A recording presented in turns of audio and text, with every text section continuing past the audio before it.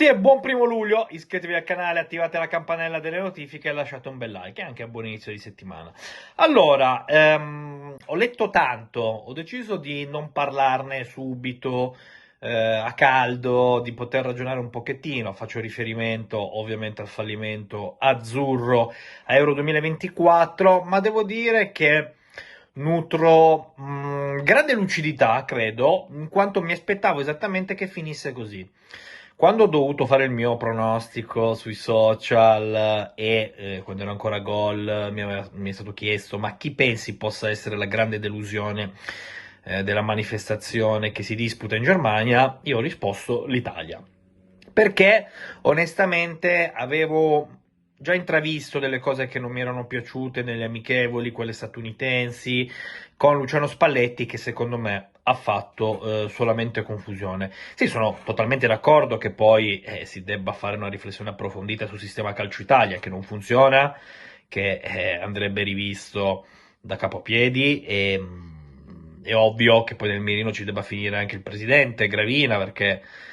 sono anni che collezioniamo figuracce e non cambia puntualmente niente. Quindi le grandi responsabilità poi se le devono accollare i grandi responsabili di questa continua involuzione, da Gravina allo Stato Maggiore federale, passando in generale poi per un movimento che non solamente ha proposto una regressione nel tempo, bensì che continua a scavare, continua a scavare. Io credo che poi il successo che abbiamo ottenuto agli europei inglesi con Roberto Mancini abbia messo esclusivamente la polvere sotto il tappeto. Quello è un successo che ti tieni, che ti fa felice, che ti fa capire anche come con compattezza, voglia e determinazione si possono ottenere grandi risultati, ma poi va anche analizzato il percorso, le partite, penso a quella con la Spagna, cioè siamo stati anche fortunati, bravi a cercarcela questa fortuna, tutto molto empatico, la presenza, un bacio lassù, di Gianluca Vialli, ecco, tutto là è andato veramente al millimetro,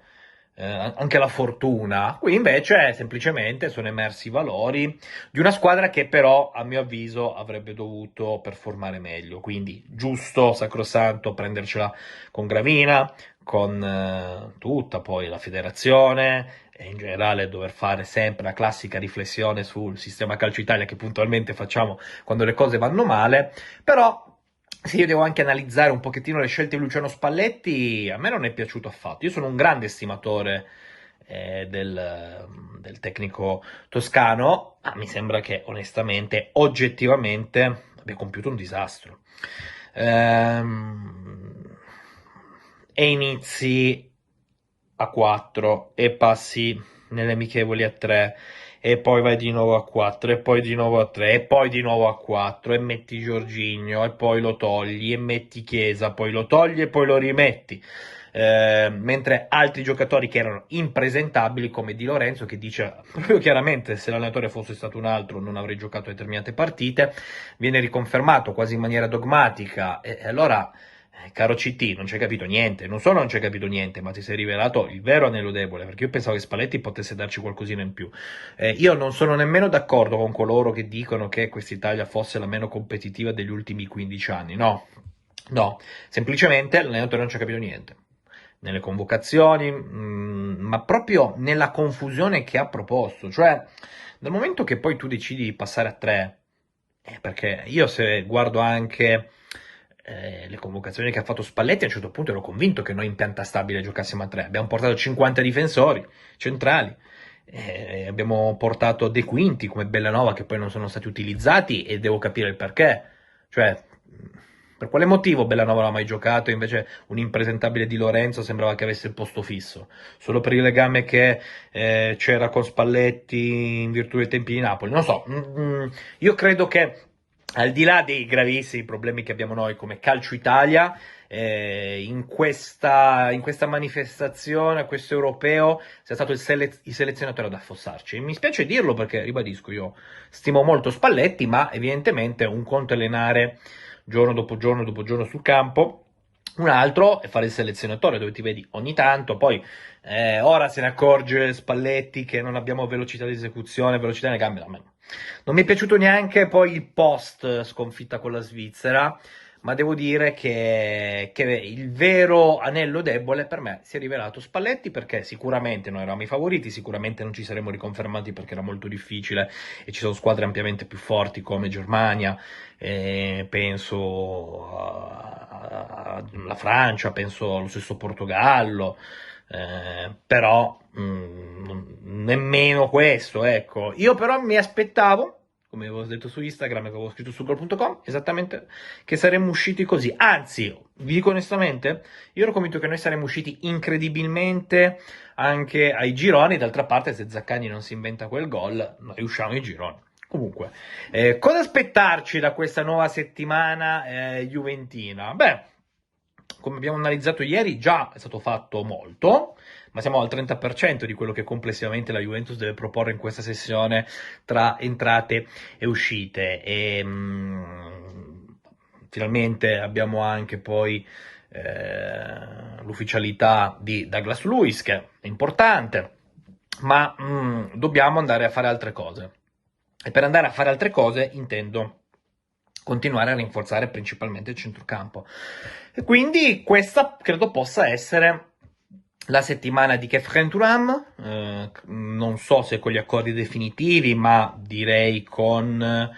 un obiettivo che ormai è stato cerchiato di Ross, che quindi va centrato esclusivamente, ma avverto, come vi racconto da qualche giorno, grande fiducia in casa juventina affinché questo trasferimento si possa completare, perché la valutazione tecnica evidentemente ha portato Cristiano Giuntoli e i suoi collaboratori a decidere di, Rabiot o non Rabiot, di portarsi a casa questo calciatore. Io sono andato ancora un po' più nello specifico, nella richiesta poi di informazioni con persone che seguono assiduamente la Ligue 1, con addetti ai lavori, intermediari, agenti, non solo, e comunque in molti ritengono che questo sia un investimento da fare, attorno ai 20 milioni tra parte fissa, bonus, sapete no, inizia, chiede 25, noi siamo partiti da una prima offerta di 15 e si sta lavorando per limare la distanza e per fare in modo che l'affare si completi velocemente, soprattutto per anticipare la concorrenza estera, non tanto quella italiana, perché non abbiamo segnali di Inter o Milan o di Napoli su questo calciatore al momento. In Italia c'è la Juve. E quindi in tanti mi dicono sì, va preso, ma non ti aspettare che poi Thuram arrivi e faccia subito il fenomeno. Cioè un giocatore che ha alternato, nella sua breve fin qui carriera perché è molto giovane, delle parabole toccando il picco alto di rendimento, quando si vociferava un anno fa che lo volesse il Liverpool a peso d'oro, quando il Nizza chiedeva attorno ai 40-45 milioni, anche 50. L'ultima stagione è stata un po' complicata perché lui non è stato folcloristico in termini di assist di gol, ma ha fatto un lavoro principalmente tattico con Farioli, cioè come posizionarsi con e senza palla, le traiettorie di passo, cioè ha fatto tutto quel lavoro che potrebbe tornargli utile proprio in Italia. E non è un caso che la Juventus, evidentemente, anche sfruttando questo lavoro che si associa a delle qualità di base piuttosto oggettive, abbia deciso di sferrare l'offensiva decisiva. Quindi questo credo che possa essere concretamente la settimana che possa portare o a livello di accordi dire è fatta, Thuram la Juventus, o comunque le due società ad arrivare a un'intesa che è abbastanza nell'aria. Poi ci sono altre cose, mi aspetto che in settimana venga ufficializzata tutta l'area sport con i nomi che facciamo ormai da settimane, perché sono coloro che andranno a completare questo settore firmato principalmente Cristiano Giuntoli. Sono operazioni che uno può anche definire secondarie, perché il fatto che arrivi un capo scouting, sì, al tifoso può interessare, ma relativamente, ma invece sono situazioni determinanti per l'evoluzione della società Juventus. E quindi che tutto stia filando liscio, che tutto stia andando avanti secondo tabella, è molto importante perché quando hai tanto da fare non ti puoi permettere di arenarti sul benché minimo aspetto. Ecco, io poi seguo la Juventus professionalmente dal primo anno di Gigi Del Neri, nonché l'unico, fortunatamente. E ho sempre visto, magari ho notato una Juventus spedita, decisa, una Juventus fortissima sul mercato. Ho anche avvertito negli anni una Juventus magari con un passo un po' più lento, con qualche problemino qua e là. Ecco, credo che il ritmo proposto nel mese di giugno dalla Juventus porti a pensare che le cose siano state fatte con certo criterio e che verranno fatte anche proponendo un'evoluzione nell'evoluzione, e questo è un altro aspetto determinante. Poi sì, c'è il giocatore di turno, la McKennie, che si mette di traverso e che quindi ti crea un problema, ma è anche normale che sia così, amiche e amici, perché quando tu devi piazzare, non lo so, 12-13 calciatori, vedremo quanti la Juventus complessivamente poi ne avrà piazzati a fine mercato, non è che tutto può filare sempre liscio, il mercato ha i suoi tempi, ecco. Ormai ve lo ripeto sempre, il mercato ha i suoi tempi, noi dobbiamo rispettare i tempi del mercato e il fatto che poi ci siano più teste all'interno dello stesso da far convergere. E poi credo che questa possa essere una settimana anche molto importante per continuare a spingere sulle cessioni, ma magari anche su quei calciatori cui ora non diamo grandissima attenzione, che ne so, il Nicolussi Caviglia di turno, no? Che abbiamo ormai praticamente la certezza che non resti, ma che non è un uomo mercato. Ecco, però, se riesci a fare delle operazioni interessanti anche da questo punto di vista, continui a ricavare denaro che ti serve per poter investire diligentemente poi su obiettivi primari e su calciatori che ti possano spostare complessivamente gli equilibri, perché non è che ne arriva uno e ti cambia il volto della squadra. Se fai più cose fatte bene, cambia il volto della squadra, assume una certa fisionomia. E quindi dobbiamo, come ho scritto il mio editoriale ieri mattina sul bianconero.com, mi raccomando, seguite il nostro sito, dobbiamo essere fiduciosi, ma con un motto ad accompagnare, a scandire le nostre giornate: testa bassa e pedalare, non sentirsi fenomeni. Io ricordo, per esempio, vado a guardare in casa degli altri, quell'estate del Milan di Fassone e Mirabelli, no? Dove ogni giorno c'era un annuncio anche spettacolarizzato, con delle cose carine social, arriva questo, arriva quello, arriva quell'altro, e quindi grandissimo entusiasmo tra i tifosi rossoneri, e l'estate, per intenderci, che porta Leonardo Bonucci in rossonero, a Calcianoglu e altri giocatori importanti. Poi però flop colossale, quindi è giusto che ci sia, no? Che ci siano grandi aspettative, grande hype da parte dei tifosi bianconeri, però è ancora più giusto che poi le cose vengano fatte bene dove devono essere fatte bene, sul campo, sul rettangolo di gioco. Si avvicina sempre di più anche l'arrivo di Thiago Motta a Torino e non vedo l'ora, perché quelle saranno immagini molto interessanti che speriamo di catturare e di postare qua